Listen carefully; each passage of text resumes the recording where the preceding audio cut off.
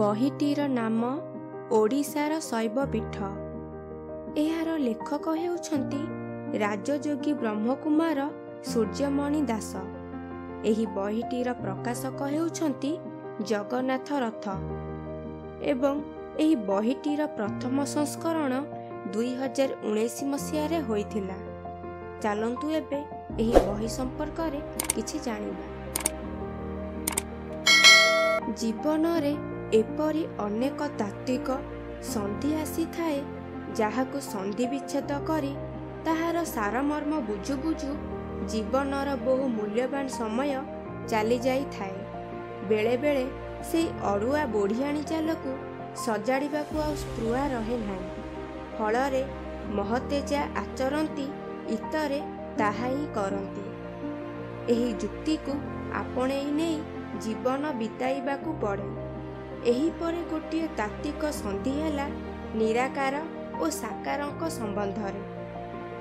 ଶିବଲିଙ୍ଗକୁ ନେଇ ଅନେକ କହନ୍ତି ଏହା ଶଙ୍କରଙ୍କର ଶରୀରର ଯୌନାଙ୍ଗ। ମନ ତୀବ୍ର ପ୍ରତିବାଦ କରି ଉଠେ। ଉତ୍କ୍ଷିପ୍ତ ହୋଇ ଉଠେ କ'ଣ କୌଣସି ଦେବତାଙ୍କର ଯୌନାଙ୍ଗ ପୂଜା ପାଇଁ ଏତେ ବଡ଼ ମନ୍ଦିର ପୂର୍ବଜମାନେ ଗଢ଼ି ଯାଇଛନ୍ତି।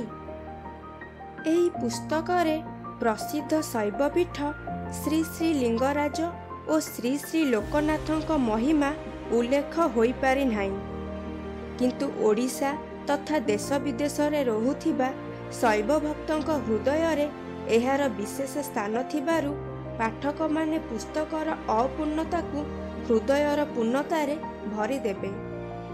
ପରମ ପିତା ପରମାତ୍ମା ନିରାକାର ଜ୍ୟୋତିର୍ବିନ୍ଦୁ ଶିବ ସୃଷ୍ଟିର ଦୁଃଖହର୍ତ୍ତା ସୁଖଦାତା ଓ ପରମ କଲ୍ୟାଣକାରୀ ପରମ ପିତା ଶିବଙ୍କୁ ସାରା ବିଶ୍ୱରେ ଆରାଧନା କରାଯାଉଥିଲେ ମଧ୍ୟ ଶିବଙ୍କର ମହାନତା ସମ୍ପର୍କରେ ଜନସାଧାରଣଙ୍କର ଯଥାର୍ଥ ଜ୍ଞାନର ଅଭାବ ପରିଲକ୍ଷିତ ହେଉଅଛି।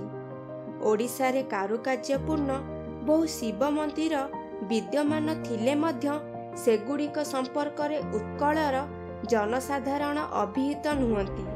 ସେହି ମନ୍ଦିରଗୁଡ଼ିକର ସ୍ଥାପନାରେ ଲୁକାୟିତ ଲୋକକଥା, ପର୍ବପର୍ବାଣୀ, ପୂଜାବିଧି ତଥା ସେଗୁଡ଼ିକର ଆଧ୍ୟାତ୍ମିକ ରହସ୍ୟକୁ ଜନମାନସରେ ଉପସ୍ଥାପନା କରିବାର ପ୍ରୟାସ ଓଡ଼ିଶାର ଶୈବପୀଠ ପୁସ୍ତକ ବ୍ରହ୍ମକୁମାର ସୂର୍ଯ୍ୟମଣିଙ୍କର ଏକ ସଫଳ ପ୍ରଚେଷ୍ଟା।